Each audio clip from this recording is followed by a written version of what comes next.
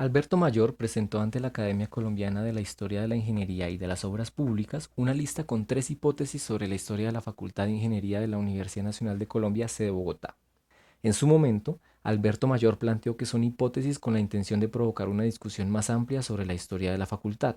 La primera hipótesis consiste en considerar que la facultad contribuyó más que cualquier otra institución educativa similar a desarrollar la infraestructura material del país entre 1910 y 1935 en un grado tal que otro sería su desarrollo sin su presencia. En la segunda hipótesis, la facultad, a partir de la ingeniería civil y como parte integrante del sistema fiduciario nacional, se constituyó entre 1935 y 1970 en la principal matriz de gestación y de diferenciación disciplinar y profesional en Colombia. Finalmente, existiría un tercer periodo en el que el tránsito del país de una economía de intercambios simples a una de mayor complejidad indujo en la facultad el paso del ingeniero generalista al ingeniero especializado entre 1950 y 1970. Utilizaremos como caso de estudio los libros de texto en ingeniería estructural producidos en la facultad para proponer que al mismo tiempo que se convertía en la principal matriz de gestación y de diferenciación disciplinar en Colombia, también empezarían a aparecer tradiciones en la enseñanza.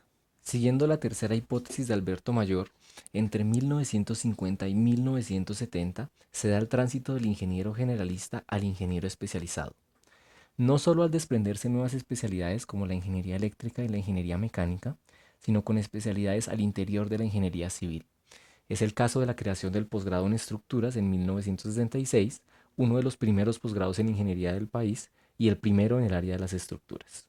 Los libros de texto producidos en la facultad son, en este sentido, una evidencia del proceso de gestación e institucionalización de esta nueva especialidad, la ingeniería estructural. Los libros de texto tienen una vida vicisitudinaria. Por un lado, con el paso del tiempo es necesario ampliar sus contenidos y corregir erratas. Por otro lado, como libros de texto ha sido necesario mantener su disponibilidad a través de reimpresiones y nuevas ediciones. El libro de Winter y Wilson de diseño de estructuras de concreto, por ejemplo, es un caso de un libro de texto que se hace necesario actualizar cada vez que el código de construcción se actualiza. Otro ejemplo paradigmático es el libro de mecánica de materiales originalmente firmado por James Gere y Stephen Timoshenko. Gere fue alumno de Timoshenko y este libro de texto fue inspirado en las enseñanzas de su maestro. En la quinta edición únicamente aparece James Gere como autor y para la séptima edición aparece Barry Goodnow como coautor.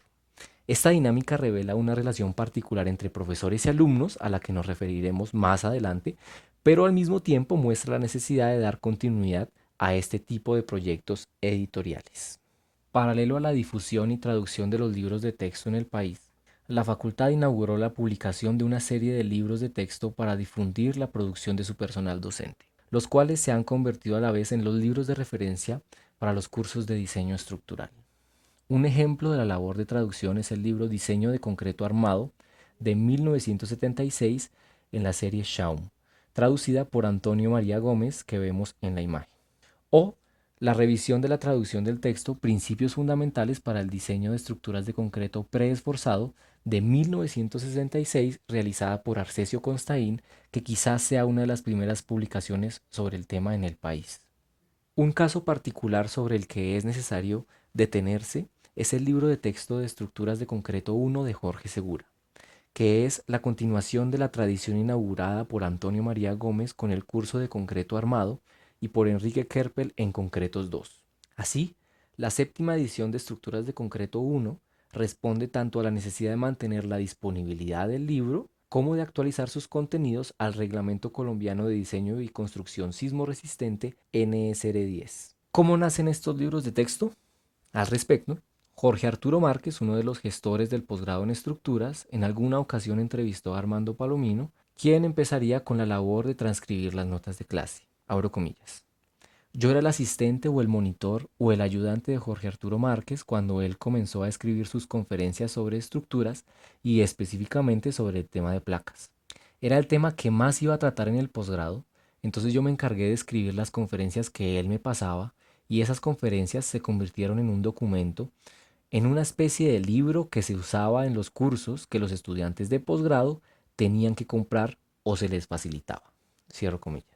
En las imágenes se observa una copia del libro de resistencia de materiales de Julio Carrizosa Valenzuela, cuya primera edición está fechada en 1934 y que es uno de los antecedentes a la serie de publicaciones propias de la Facultad de Ingeniería. Otro factor que podría responder a la pregunta por el origen de estos libros de texto es la ausencia de bibliografía sobre temas especializados en español.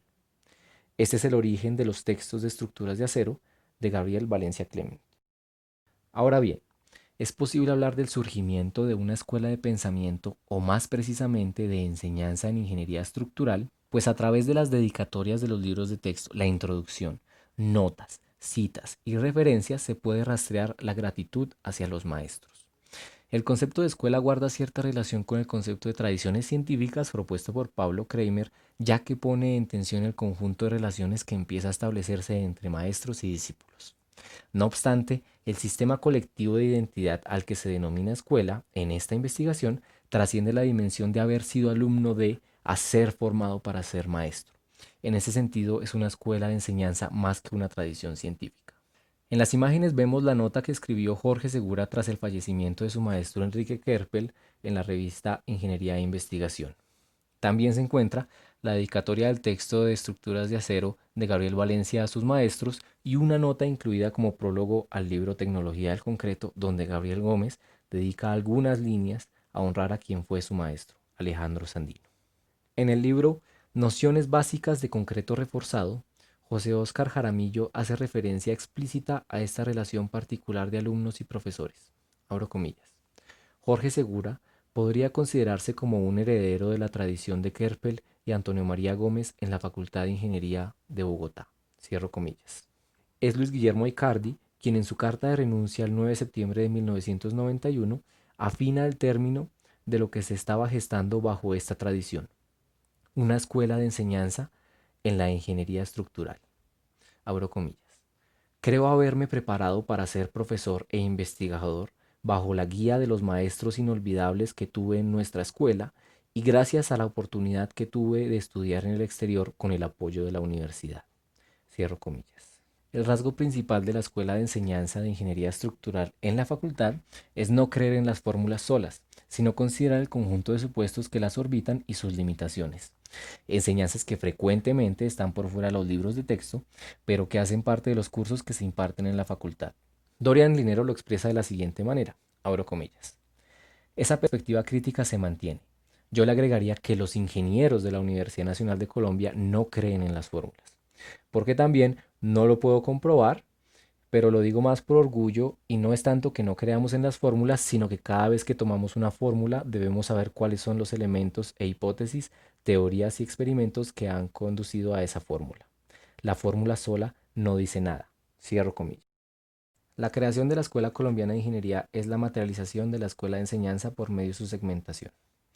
En palabras de Alberto Mayor es, abro comillas, la reproducción de una unidad original en varias subunidades, cada una con funciones equivalentes a la matriz original. Cierro comillas.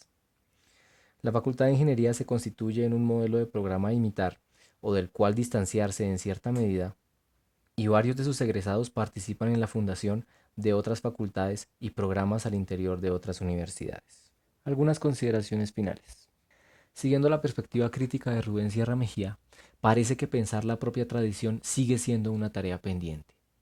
La desatención a una tradición de pensamiento en ingeniería estructural y al problema de las circunstancias históricas en las cuales se ha desarrollado tiene como consecuencia la idea generalizada de no contar con una tradición propia, especialmente en el campo de la enseñanza. Esta idea podría ponerse en tensión a la luz de los libros de texto producidos en la Facultad de Ingeniería de la Universidad Nacional C de Bogotá en el campo de la ingeniería estructural. Así, entre 1950 y 1970 se da el tránsito del ingeniero generalista al ingeniero especializado, al mismo tiempo que empieza el proceso de institucionalización y materialización de las tradiciones de enseñanza en el país.